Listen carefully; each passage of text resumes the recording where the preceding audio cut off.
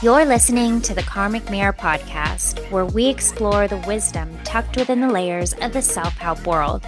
Together, we bridge the gap between esoteric teachings and practical tools for everyday life, with self-love and personal growth at the heart of each conversation. Whether you're a seasoned seeker or just beginning your path, join us and uncover the magic within and around you. Welcome back to Karmic Mirror podcast. Hi, Allie. Hi, welcome everyone. Today we are revisiting a very a really cool and important, important in terms of self-understanding, important in terms of the tools and resources that we have at our fingertips to reflect and understand ourselves more. And in the spirit of Karmic Mirror, I think just this tool that is genuinely a mirror to reflect back to you what you may or may not already know, but haven't quite taken action on. At least that's how I see it. And it is all about tarot, or as I've heard some people say, tarot. I'm going to say tarot because that's what rolls off my tongue. And yes, so When you were saying that, it was not funny. I don't know why. Well, I do know why I giggled because in your pause, the word that came up for me as the description was controversial. The last time we recorded about tarot and I posted about it, I had an ex's parent comments about their non-appreciation for tarot. And while I understand there are a lot of nuances to tarot and faith and all of those things, controversial was the last thing I thought of all of the things we talked about that would come up. So you were starting to open. And I just started laughing when you were searching for your adjectives. So it's a mirror, and today we really are going to talk very high level about the tarot of it all. So really thinking about how we were introduced to tarot. You know, we've started doing these new moon readings with Liz where she channels and pulls cards, and so we've got more exposure to it and really walk through what are the major components of a deck? How do you pick a deck? And then where do you start when you want to start working with tarot? And so, just a little shout out and love to my friend Matt, who introduced me to tarot. And this was on the onset of COVID. And that's how I started really getting accustomed to it and readings and etc. Do you remember yeah. when it crossed your path? I have no idea. I really don't remember. I mean, if I'm being honest, I could probably trace it to my friend Maylene, who I've mentioned a couple of times on the podcast. Shout out Maylene. You can find her on Instagram at Renaissance Mommy. She's not offering, regular tarot readings, but we were working at Barney's years ago, and I was a beauty department manager, and she worked on my floor and she managed the apothecary, which is so fitting. And we used to do events. In the beauty industry, it's all about like, and in retail in general, the name of the game is how do you get people in the door and how do you get them to stay and continue to shop? And so with Maylene, as somebody who does read tarot, and we would do these events where we would offer tarot readings. And it was really cool. And I hope that I can go back and find a picture to share when this episode comes out, because we would set up, and I mean, it was Nick, who was our visual director, and he was just this visual creative genius. And he would set up the table and he would do cool looking decals. And so basically what would happen is if you shopped in the apothecary and you spent a certain amount, right, you would get a free reading with her. And people weren't really doing this at the time in those environments. So I always thought it was a really unique thing that we could do. And especially because it was Barney's, it really fit the vibe. Yeah. And so that put tarot on my radar more. It really wasn't. And so, it's funny that you said controversial, because I do think that for some people, tarot is controversial, because any type of divination tool, Yeah. which I don't know that, I use the word divination, but I really think it is like anything. and I've said this numerous times, whether it's astrology, human design, tarot, these are resources for self-reflection, for deeper insights, but they're not telling you necessarily like, here's your fixed fate and this is what you've got and you can't do anything about it, but just take it. I feel like these tools, they give you insight so that you can use your free will and your decision making to make the best informed decision for yourself with all of the quote unquote Yeah. cards you got, right? Like how to Yeah. play your cards wisely. And so it can be controversial for people who, just like anything of this nature, can, for some people, instill fear because it takes the power from other sources of divination, be it God, source. It doesn't take the power, but for some people, the fear stems from, I think, that it could replace. And for me, I think they go Or hand it in goes hand. against. It goes against. Yeah, I think that's the right way to say it. Yeah, so that Yeah. was my first intro to tarot was with Maylene. And she also, I've mentioned this before too, she did an incredible reading for me a few years ago that was super pivotal. And to my point about using your free will, well, free will is that that reading helped me feel more confident and informed to make a decision, to communicate something that was really heavy on me. And that shifted my path going forward, like the Yeah. action I took as a result. So I think that is really cool to mention. And the other thing that's been more recent is that I recently started going, not recently, I would say like late fall.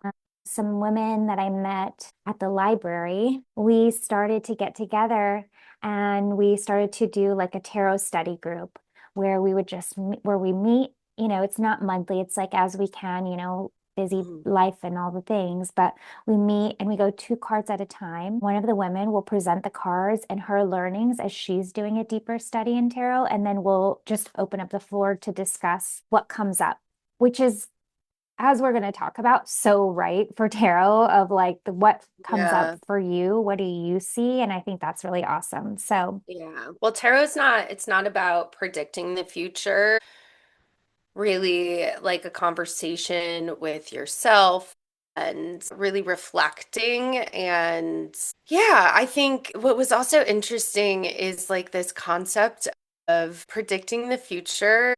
And I thought about this with the yearly that I do and that I do for others, in that when you think about it as a future predicting tool, it really isn't going to be accurate, because if you just think that thing's coming or you're interpreting what it is. So think about, let's use the example in March, this card means I'm going to be getting all of this money, right? Like money's mm-hmm, coming my way, or abundance.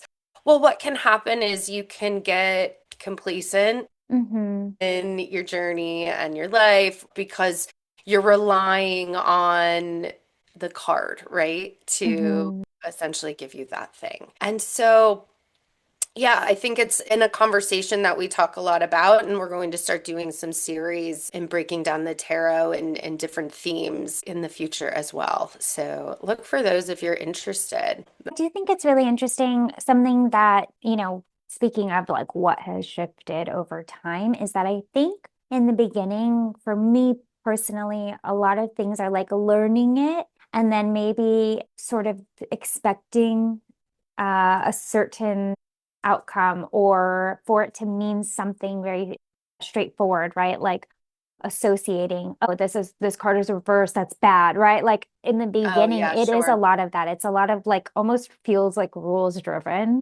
Like this is Mhm. the structure that you have to work within, and this is what it means. And so, or here's the guidebook. It says this. So that's what and what I realize is and I think Maylene, kind of enlightened this for me, as so did Liz, because we've been doing it consistently. It's given me that connection to seeing how one person read cards consistently every single month. So I can, pay more attention to that. And also the fact that we record an intro to Liz's readings every month, it forces me to then look at what comes up for me. And so I love the way that the interpretation does shift. Like there's so many variables to how you can interpret cards. It can be informed by what you know, like using Maylene's example, she knew me deeply. She knew part of my experience, and she was able to, when she read my cards at that point, and this was so many years ago, she had more information to she was more informed about what they meant for me specifically. And I think that is really interesting too, because it's gonna vary. Like, what if you're going in and you're getting a reading from someone that knows nothing about your personal life? I really feel that you're gonna get a different experience, and there's no right or wrong. It's just going to be communicated differently or Sure. interpreted maybe in a different way. And I think that all of the ways that they can be interpreted can also be right. I think there can be, Yeah. like just in the same way that there's multiple truths. It's a whole different ball game when you're pulling for yourself and when someone else is pulling for you. Different type of energies going on there and interactions. Yeah. Shall we kind of quickly get into tarot, go through kind of the basics of it to sort of level set, I think is a good place. So tarot is a deck of 78 cards, each card carrying its own imagery, its own symbolism, its own meaning or archetypes. And it's used as a tool, as we said, for reflection, for insights, self-understanding. And as you already mentioned, it's not predicting the future. It's not fortune telling in this literal sense of this is going to happen to you exactly in this way. That's it. But it is holding up a mirror to you, where you are, what's influencing you, what are the influencing factors around you, and what are the possibilities that lie ahead. And I think it can be distilled down to a deeper conversation with yourself. And anything to add on in terms of what is, I want to touch lightly on where it came from, but what Yeah, you no, would add touch to on that. where it is because where my head goes is the logistics. When I heard 78 cards, I'm like, okay, I'm gonna break into major arcana, minor arcana, but finish the what is. For what is, but where it came from is that in 15th century Northern Italy, it started as a card game. And it wasn't until the late 1700s that it started to be used for divination as a spiritual practice, largely through French and occultist circles. And the original deck that most people, not the original deck, but the deck that most people will recognize today, which at least from my understanding feels like the foundation of how all of the different varying decks have based off of, is the Rider-Waite-Smith deck. And it's probably the most recognizable when you look at, when search tarot, you're probably going to first get images of this Rider-Waite-Smith deck. And this came out in 1909. And yeah, this is really the foundation. So you want to get into the deck? Yeah, when we start breaking down the deck, just like a card of like a deck of cards, if you've played cards, it is broken down into its own nuances. So you're going to have 22 cards. So as Michelle had mentioned, 78 total. You'll have 22 in the major arcana, and then the rest in the minor arcana. And so when we think about those 22 in the major arcana, those really are representative of major life events and themes that are really present in our lives, different phases of your life, lessons. And the way I interpreted it when I first learned about the major arcana is that, yeah, these are big standouts, themes. It's not as if you ignore the rest of the cards, but it is just energetically really pay attention to this. Anything else on major arcana, how you understand the major arcana cards? No, I think you said it. I mean, just to level set for everyone, the deck is broken out into two sections, as Ali said. Major arcana, and you can associate it with, if you want to be literal, major life themes or big life themes, like the Mm. word major, and minor arcana as day-to-day life. And I think just pure basic, when I look at the number of cards, the way that at least I commit it to memory is like if there's 78 cards and the smaller fraction, the 22 of them are major life events, and the larger chunk of 56 cards represent day-to-day life, that makes a lot of sense to me. At least it's how I remember this information, is because I'm like, yeah, we live our day-to-day life. We have everyday life, and then we have major shifts in our life that aren't as regularly occurring, if that helps at all. And for the major arcana, I think, it's your deep soul lessons. Where does your Mhm. soul come here to learn? That's what happens with those big life events or big life themes or spiritual forces, right? Like these are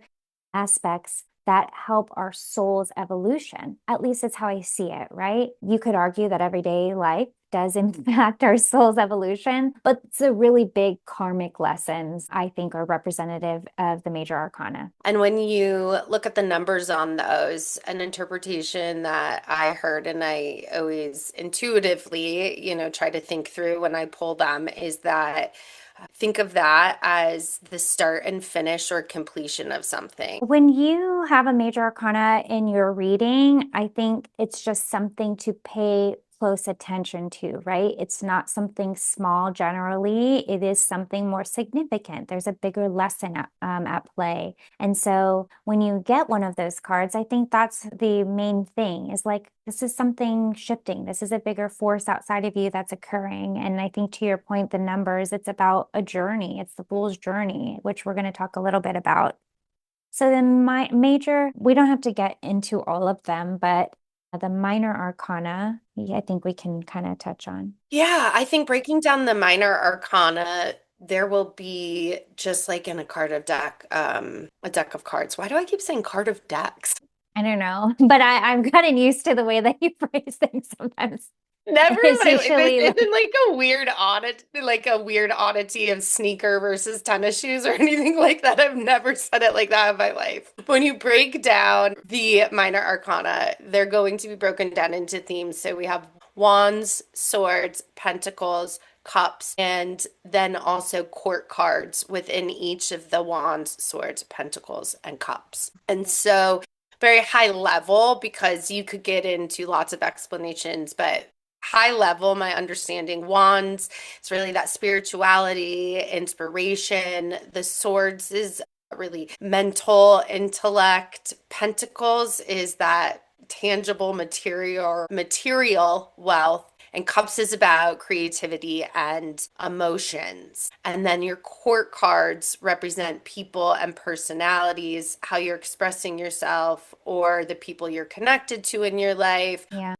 Elaborate a little bit more in your world of wands, swords, pentacles, cups, and court cards. Yeah, if the minor arcana represents everyday life experiences, then I would consider what are our everyday experience shaped by, right? It's our emotions, our thoughts, our actions, and our circumstances. So in those four suits, you can also consider the elements that they're associated with because that helps to, I find anyways, and I think probably people will resonate, that when you consider the different elements like fire, water, etc., that these different suits represent as well, you can start to remember a little bit what they represent. So for example, wands is all about creativity, passion, action. Well, it's fire element. So wands, it's all about fire. I think of like a Harry Potter wand and like being like, like Yeah, a yeah, spark, yeah. right? This is primal energy. It's your willpower. So it feels very Aries, if like Yeah, perhaps. Yeah, or one. any fire sign, right? Leo's a fire sign, but like a Sag. But I think the basis is that it's energetic. It's about your focus and your drive and the approach that you take towards things, but about your willpower. It's fiery and it's primal energy. Cups, I think about cups. What does a cup hold? A liquid. It's also water, but what do we associate with water? If you're going to go down the astrology route, we associate water signs with intuition and feelings and emotions and relationships. So it's all about your inner world. To me, the cups are about the inner world of your emotions. So paying attention to your heart, to the connections in your life, to the emotional complexities of the day to day. Then you have a sword is your intellect, your thoughts. And I think of a sword as I wield my wisdom wisely, or I wield the sword of my thoughts, right? It's like your decision making. How do you wield that sword? It's how you deal with conflicts or challenges. It's like you said, I think logic, truth, communication. So thinking about, I think sword is associated with air sign. I think of like whipping a sword. like these visuals a lot and the elements because it just connects the dots for me and it makes it easier to be like, okay, I can understand that. If the suit of swords has to do with logic, then my brain will always go to how do I wield my discernment, my decision making in that way? And then pentacles, as you mentioned, material, but it's like coin, a pentacle, right? So it's a material world. And what do we associate with the material world? The earth element. It's grounded, it's earthly. And so this is all about stability, security, your material possessions, what you physically manifest. So, how do we live in this material world, right? So, if it's everyday experiences and you're considering, and this I find is what's going to help me or anyone as we learn. Like, I consider myself a real baby beginner in terms of tarot. So, I like to have as much to association with things that I can easily recall. So if I pull a card before pulling out, like, what does this mean? Let me read the book. If I know a little bit, if I pull something in Pentacles, I know immediately that it's going to be associated with Earth element. I know immediately that that's going to represent material world and resources. And what do I associate with resources? It's stability and security, right? So it helps me connect the dots quicker so that I can come up with my own interpretation or understanding based on this basic knowledge. And I think that's all I'll say right now on the suits, because I think that's really helpful. But I do think the elements are really key. Sometimes you say words and I like go squirreling off. When you said wielded, Yeah, I mean, I am very in Thorn of Glass right now, but I was thinking of that and it's a throne immediately, of glass. It's a throne, but yeah. I love that you say thorn every time, or maybe it's just the way you say it. But I am like, it's a throne. Like, No, and most of I'm the I'm like, you know definitely what? Say what you, girl, do you? I don't care. today must just be the day of who knows. Maybe I'll pull a card on it later and see. But I relating to those things back. And then I was almost, and then I was thinking of you shall not pass from, The but, wand. but That's that's a fiery and wand. but it's like But or it's this, a staff. It's a staff, but it's a same staff, but that's similar. very three line for me in human design is like when you're talking, I'm immediately like relating it back to experiences in my life that will then help me to relate back to these different. Yeah. I mean, not to go there even more, but the Fantasy Fae Legacy series that I'm reading currently, there are certain Fae who can hear the winds. They get wisdom, they learn what's going on because they can listen to the winds. So talking about the air, representing wands represent, I'm sorry, swords and swords representing intellect and logic and communication. I'm like, yeah, totally makes sense. They're listening to the winds.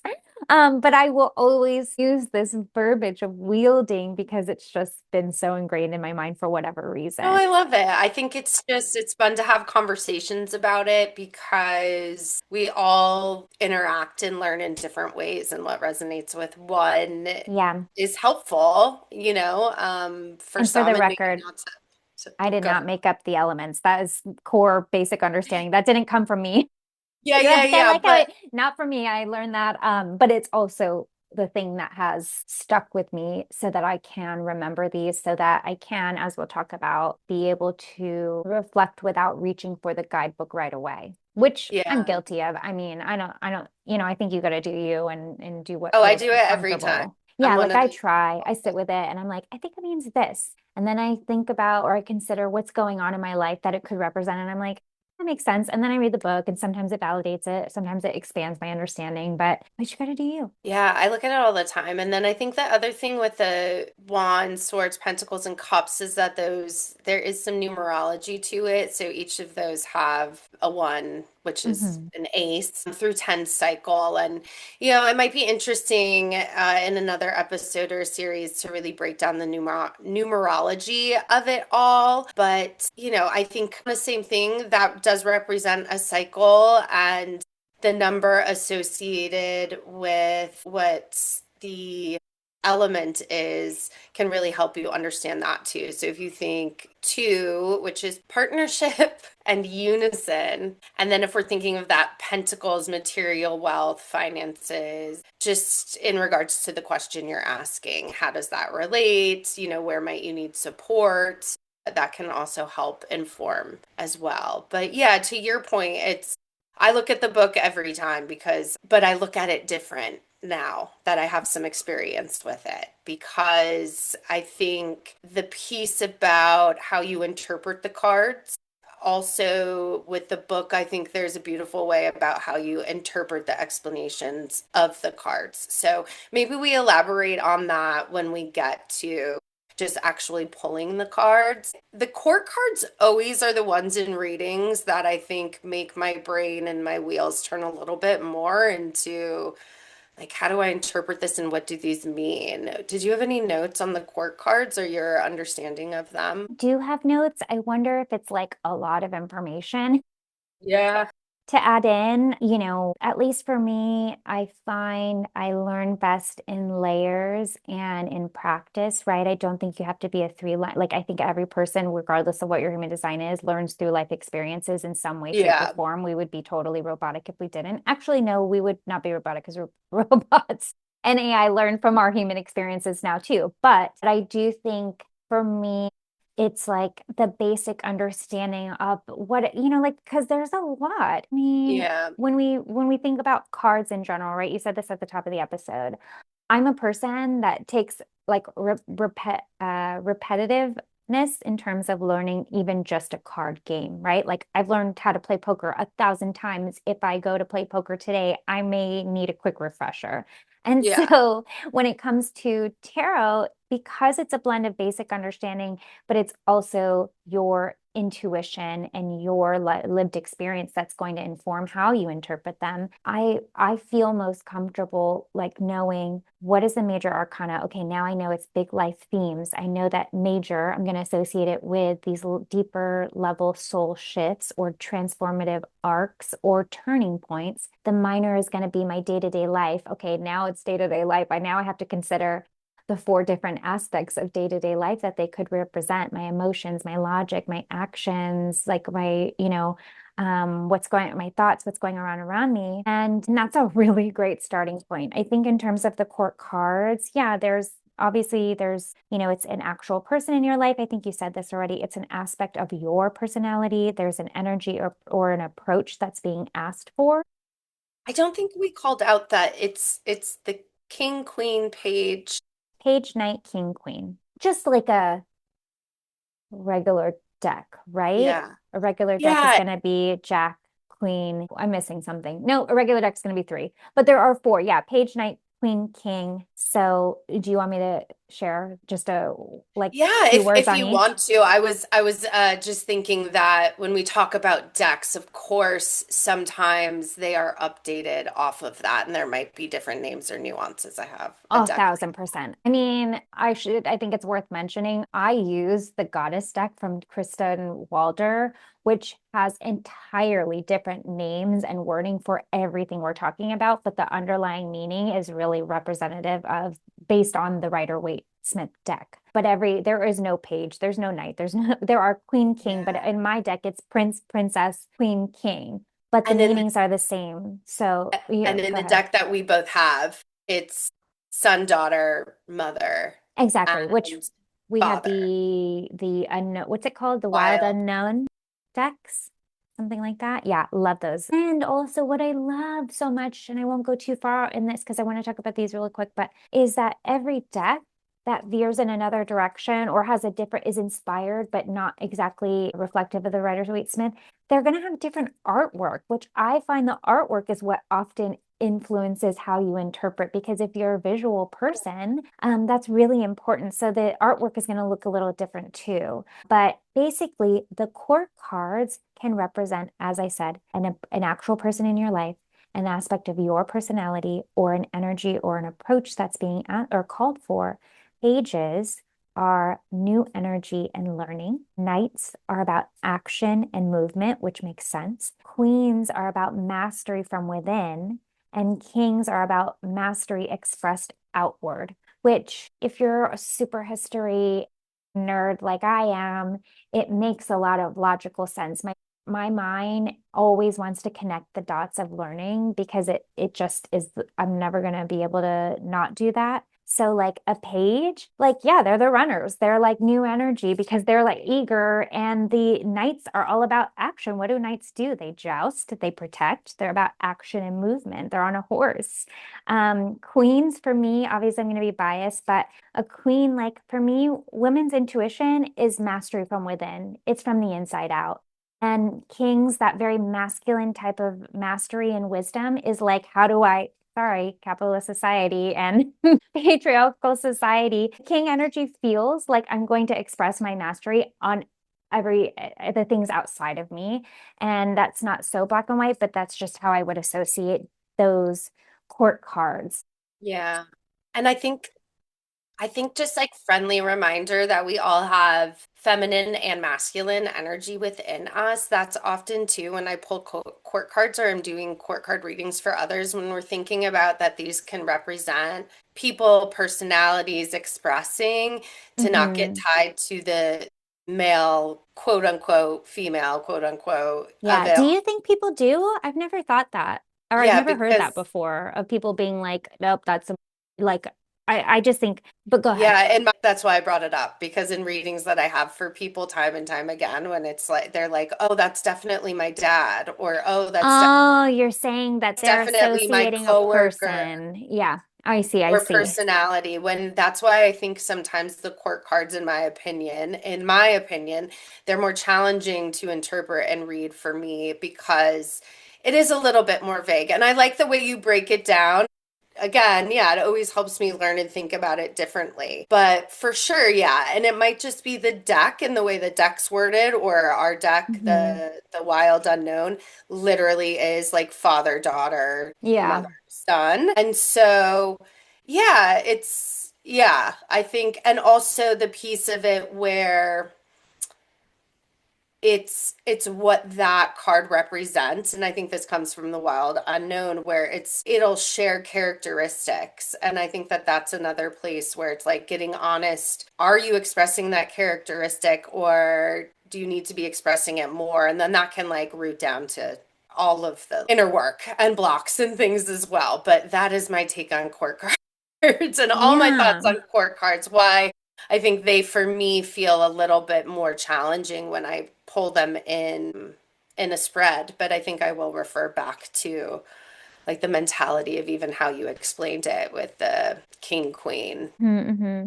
Well, and even if you leave like binary, gender binaries off the table, right? The more feminine quality, I think, of energy is inward, outward, and the more masculine, I'm sorry, inward, inner, because feminine qualities are about, intuition, emotion, not to, right? Like masculine qualities and not gender binary, but masculine energy is energy expressed outward. It's building energy in a different way, Hmm.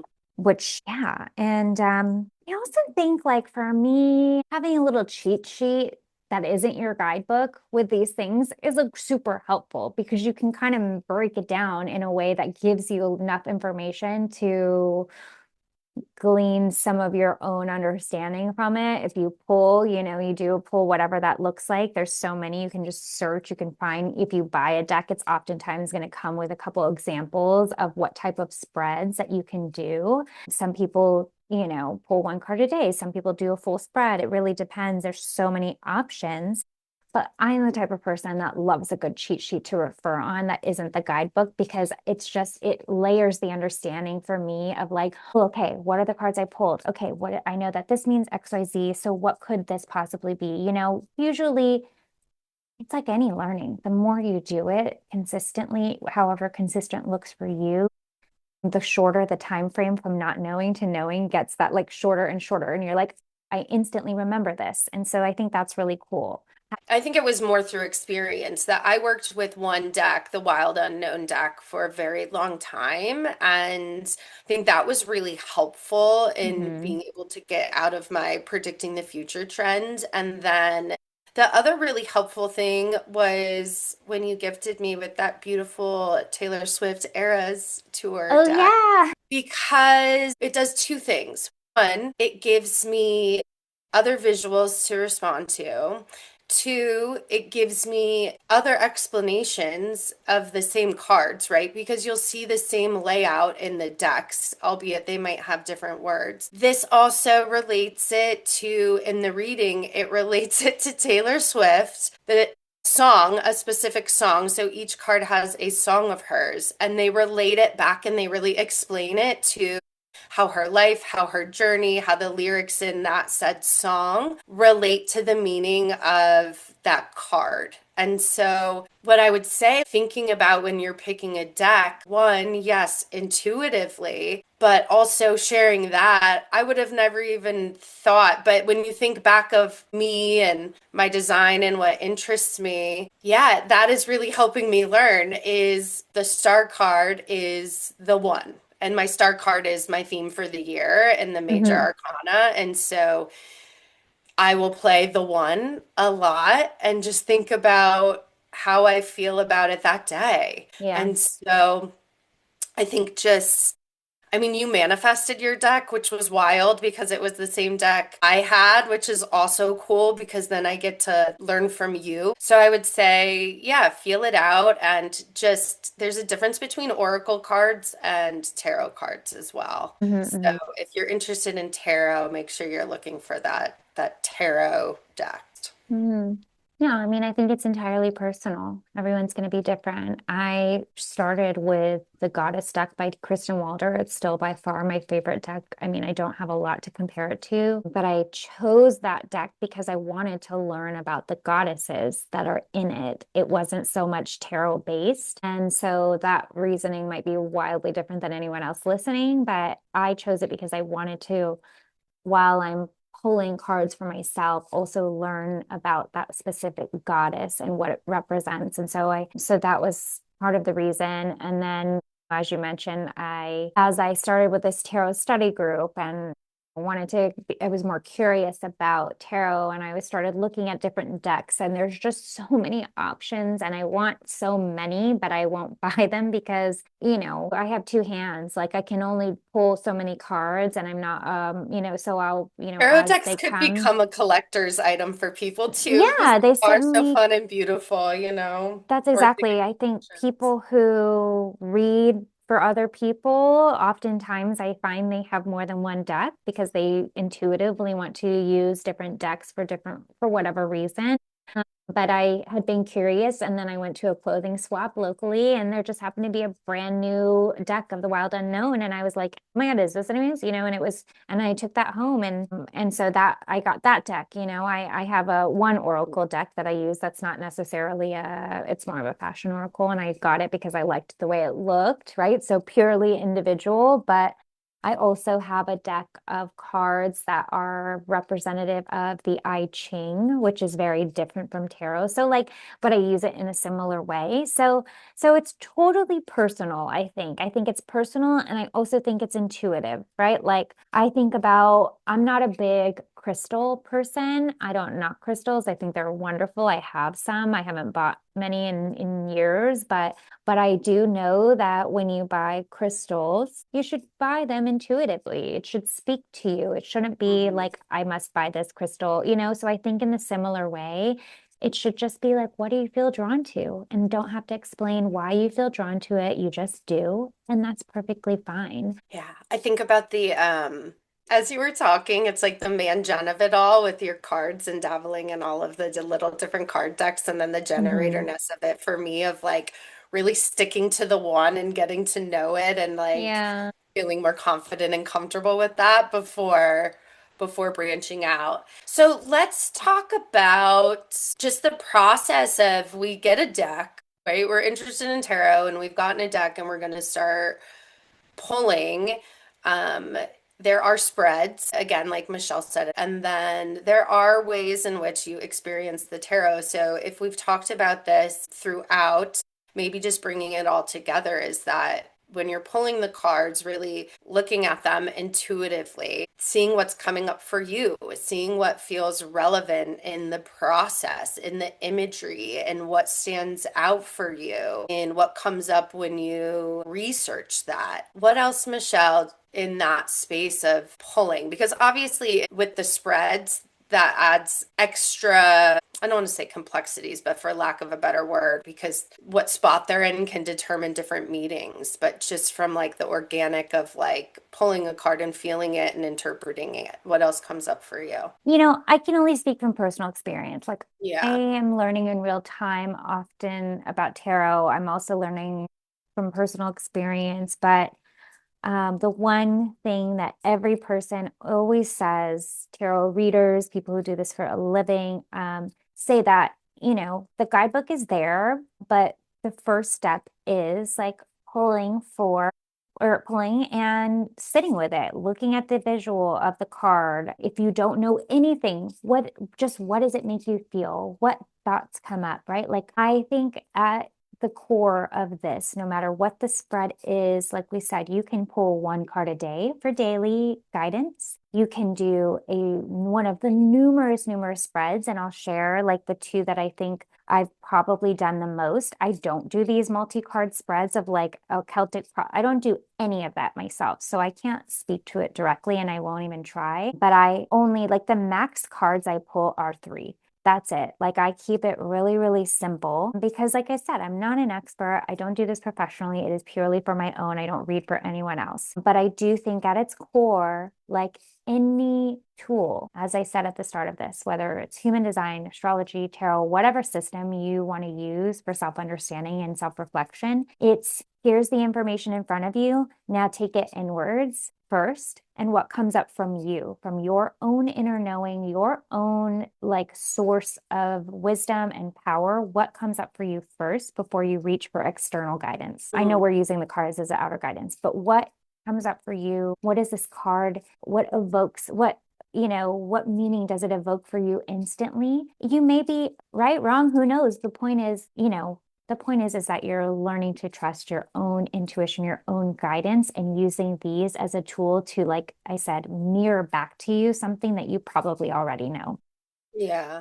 And so I think that's really key. That's what most people will say. I will say with that, I've heard a lot of people say the guidebook are training wheels, and that's totally fair. Use your training wheels until you don't need them anymore. So if you pull a card and you don't want to reflect on it right then and there, you want to reach for the guidebook immediately. Maybe you're a person who's super like right brain, like you're really logical and analytical and you want the book.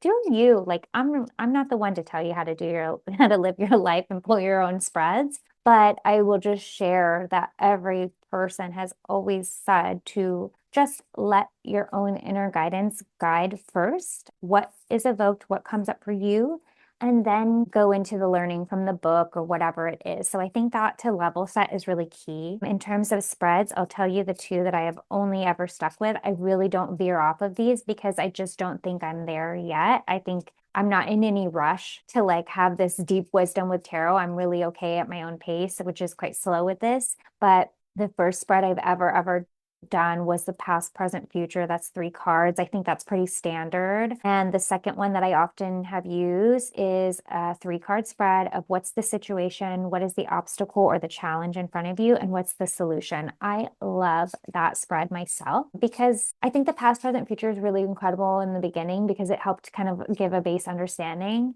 But I do enough reflection on past, present, future as is in Mm. my daily life that I think the situation, the challenge, the solution is such a great spread.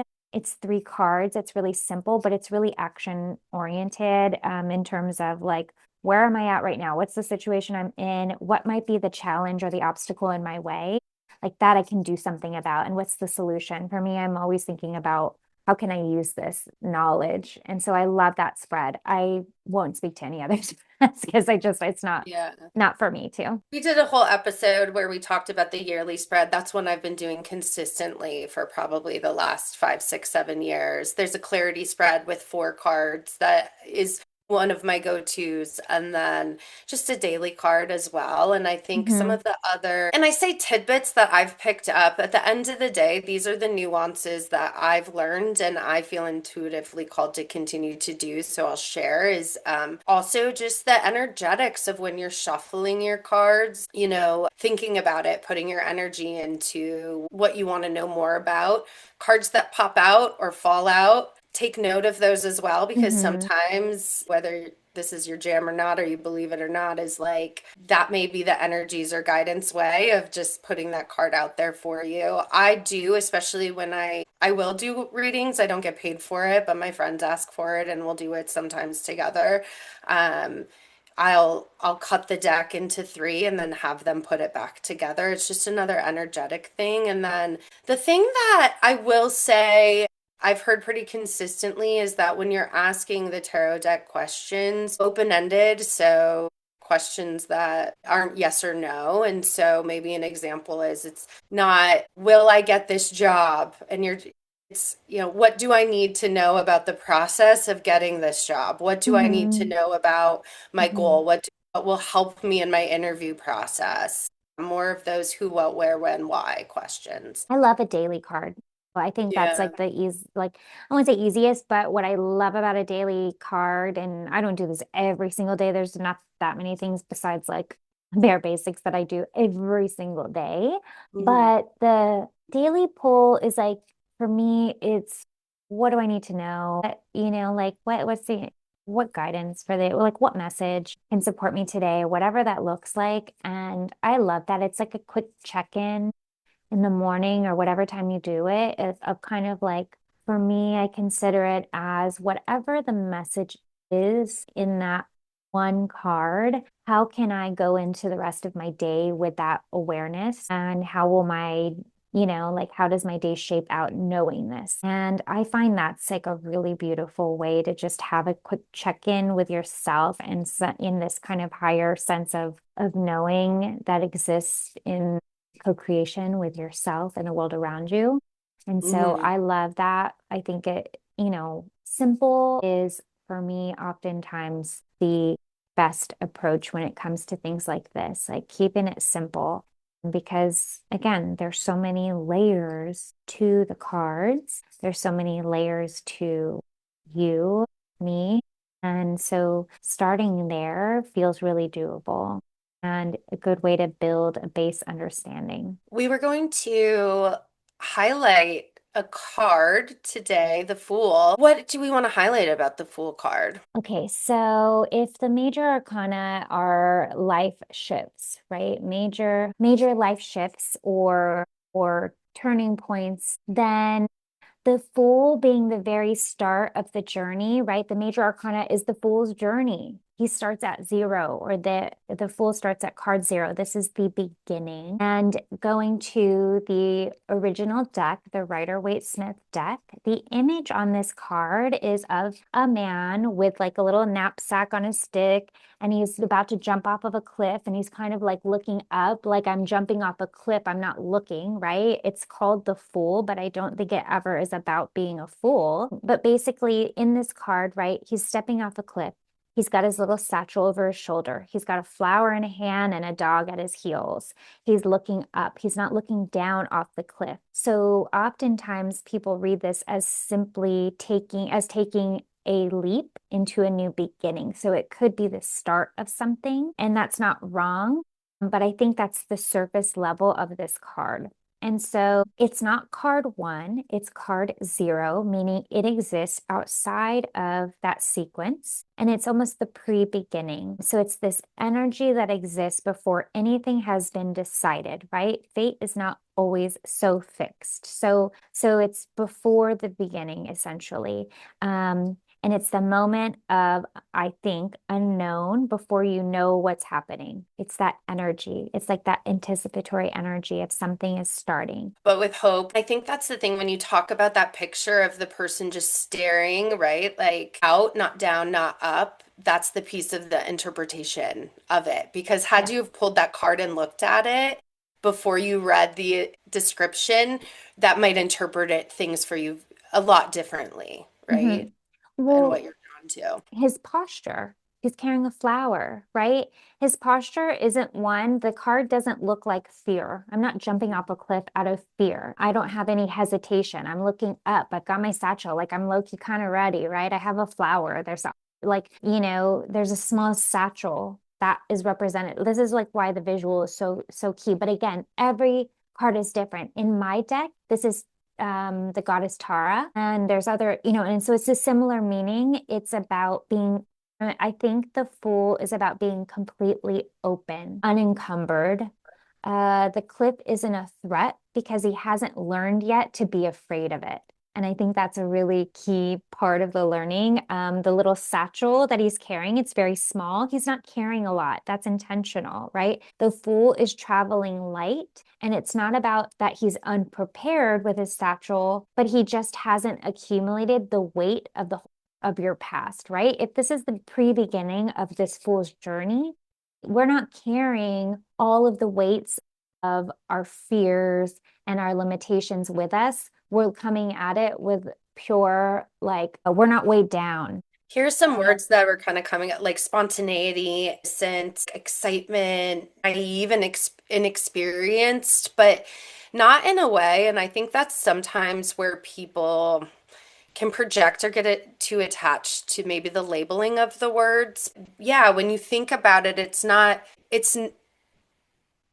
naive in the sense of like you're gonna jump and take the risks and move forward, and that's so exciting. Not naive and oh, what a fool you are to be doing that. It's like a beautiful, and I like that like spontaneity side of it. I like the new beginnings about of it all. Yeah, so go ahead, keep going. Yeah, so there's another part of the image, which is the dog that's nipping at its feet. And some people will interpret the dog as kind of like, be careful, but like be careful before you jump, like a warning or fear, right? But the fool, again, back to the visual. The fool's not looking forward, it's not looking down, he's looking up. He's entirely present in the moment of this start or pre-beginning. And I think the thing that stands out for me most about this kind of presence and going into this or this energy of starting or beginning something without the fears and the limitations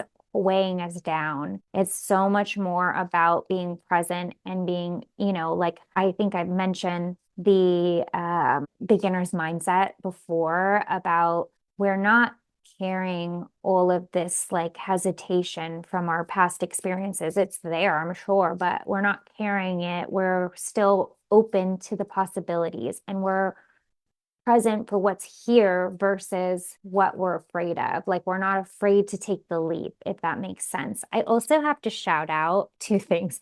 I think of this Led Zeppelin song, Fool in the Rain, which the tone of the song is like din din din din din din. Like it's so optimistic. It's like an adventurous sounding song. I don't know why that comes up for me, but I also have to shout out Shane, my friend Shane, his Substack and also his branding, his website, his Instagram. Everything is centered around Shane of Fools, and it's this really cool double entendre on the song. I think of Chain of Fools, his name, Shane, but also in the start of everything in all of his Substacks, it says, if you draw the fool, something has ended and a new journey has begun. Open your heart, clear your mind, and put one foot in front of the other. And I think that says everything you need to say about this card is that a new journey is beginning. Open your heart, right? Like look up to the sun, look up to the sky. There's so much occurring. Clear your mind of all the fears and the limitations of your past that weigh you down and just put one foot in front of the other.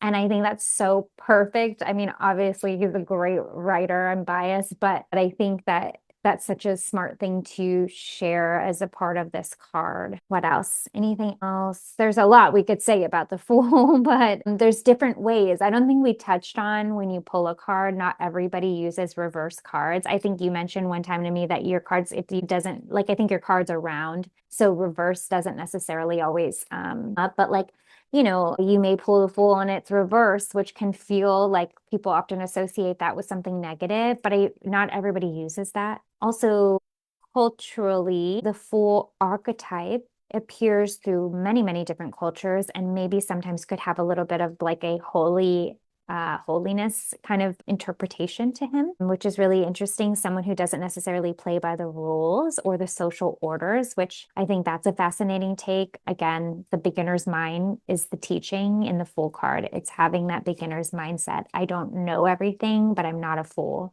but I'm open enough and I'm not blocked by knowing it all. I can still be open to what's next without fear. And I love that. I had a note here that the fool is not naive, he's unfiltered, and that's actually a form of wisdom. I love that the first card we officially talk about in this kind of loosey-goosey series is the Fool, because yes, it is the representative of some sort of beginning. I think the time of year that we're in Aries season. We are at the start of the astrological new year, and the world is coming alive around us and within us. And I feel like for me personally, I'm going through a new beginning and a new adventure in my life. And I'm bringing with me lots of wisdom and lived experience, but there's so much I don't know that all I can do is put one foot in front of the other. All I can do is trust that what I come with, my small satchel, my dogs, right? Like all I can trust is that what I come with in this physical body with this soul is enough to take me through the adventure and to take me through the journey. And so I don't know if that closes things up, but I do think, coming back to everything that's super representative of karmic mirror, right? The tarot as a tool is a mirror. It's mirroring back to you, and you get to make the decision on what that means for you and how you take action on that. But I do think thinking about both the Fool, thinking about tarot, there's so many recurring themes. Sitting with something before rushing to react or to take action in some grand way. Like sometimes it's all right to just sit with something, let it come to you, and not force the clarity. I think that all of this circles back to building a relationship to yourself and your own intuition or your own inner knowing. Like that's what this tool can do for you. The more you practice with it, the more you just explore it, you build a stronger relationship to yourself. And it's just teaching you to move through the very real experiences of daily life without getting totally overcome by them. Thanks for tuning in. If you resonate with today's conversation, connect with us on Instagram at Karmic Mirror Podcast and send us a message. And don't forget to subscribe wherever you listen. And if you're loving Karmic Mirror, we'd appreciate a glowing review or a share with someone who could benefit. As we close, remember, life is not a one-size-fits-all approach. How are you honoring your unique path? Stay curious and always be kind to yourself. Until next time on Karmic Mirror.